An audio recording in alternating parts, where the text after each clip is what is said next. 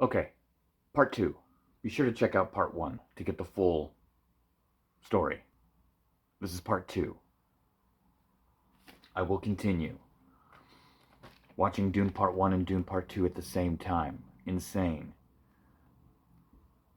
There's the ornithopter ramp. There's the same shot when they have the sandworm. Well, I guess it's not at the same time. Well, I'm getting all worked up. But they do have the same tracking shots throughout multiple points. Crowd shots. You see a crowd shot in both movies at the same time. Doors opening in both films at the same time. Drugs. When Dr. Yue drops off the drugs for the Atreides to take to go to bed so they can be betrayed, is the same moment in part two where the arena fighters, the last survivors of Atreides, are getting drugged. I'm telling you, it's no coincidence. In fact, the moment where we're introduced to the last remaining Atreides in the arena in part two is the same moment in part one where the Atreides are attacked. When in part one Duke is roaming the halls and turns his shield on, at that same moment is when in the arena Fade turns his shield off. It's crazy. When and then when Fade in the arena is about to duke out that one dude when he realizes he doesn't have any drugs and they're about to just throw down, right at the moment that they start fighting is the exact moment in part one that the Duke gets shot.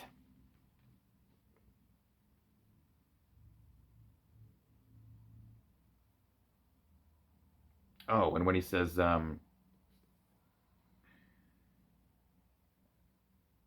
when he says, "You fought well, Atreides," in part two, that first time, is the same moment that the Atreides are attacking. Well, I guess they're on the defense, but that all the Atreides run out to attack. They fought well. When he says, when Dr. Yue says, they have my wife, they take her apart like a doll. The exact moment that he says they take her apart in part one, in part two, Leia Sadu is saying, "You're not taking part in your own celebration."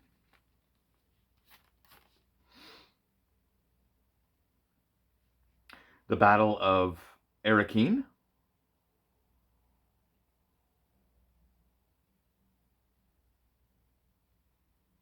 is discussed in part two, the same time that Paul discovers the ring. Or no, wait, both. Yeah.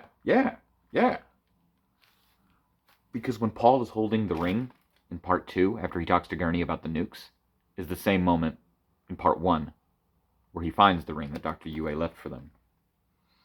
When Paul is having his vision and freaking out in his tent in part one, having a vision, freaking out, he's squirming like a worm. At the same time in part two, the baby worm is squirming. Voice from the outer world, you better believe it. Oh, so get this, and this is something I didn't realize until I did this, even though I've already seen part two 33 times. 32 at the time, but the lady, Chani's friend, who ends up staying behind, spoiler alerts, by the way, who ends up staying behind, Fade looks at her and says, "You killed 9 of my men with one single blade." Her death is about the same time as Duncan's death. He says that she killed 9 men with one single blade. 9 Harkonnens. Well, I guess it would be Sardaukar for Duncan. That is spoken at the exact same time as in part 1. Duncan is killing 9 men with one single blade. That never even occurred to me. They say that she did that in part 2. Duncan does that in part 1 at the same point of the runtime. And then Duncan gets stabbed right when Lady Jessica in part 2 says, "Do it." The two of the most famous shots in each movie, like maybe the most famous shot in both movie, they happen at the exact same time.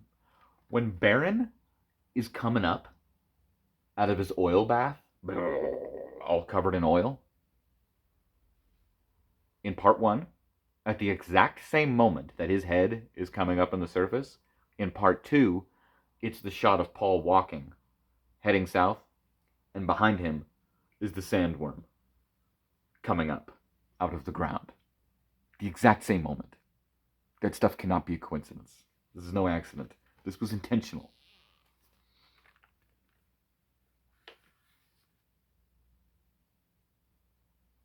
Paul's given his big speech in part two, right when he says nobody here can beat me. Right when everyone stands up is the exact same moment in part one that the ornithopter crashes. It crashes, they stand up.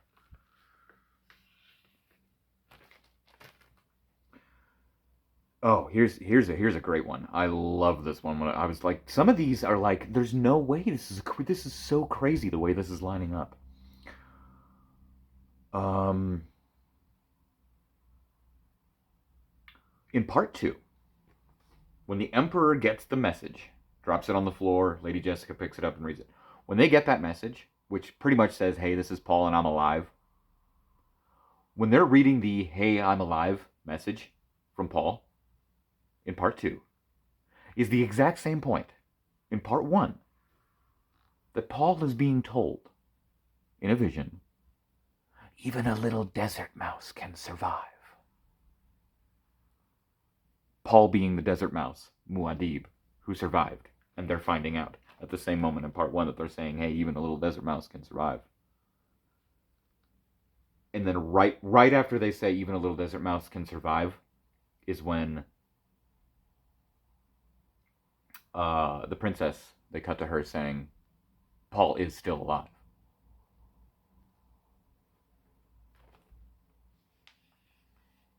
Watching Dune Part 1 and Dune Part 2 at the same time is insane and so rewarding. Oh. Okay, couple more things. Where is her champion? Right when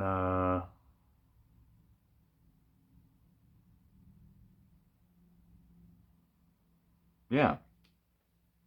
Jama says, "Where is her champion?" Right when Paul shows up to the party.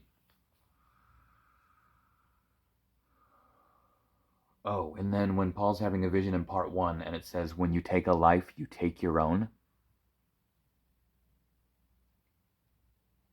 That's the exact moment that Paul stabs the Baron. Because when the Baron takes a life, he takes his own. So because the Baron killed Paul's dad, Paul kills the Baron at the same moment that the vision says, "When you take a life, you take your own."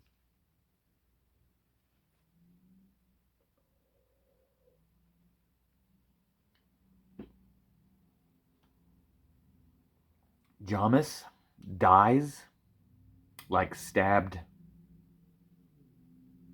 mortally wounded, the killing blow, if you will, at the exact same moment that in part two, Raban is killed, stabbed, blown.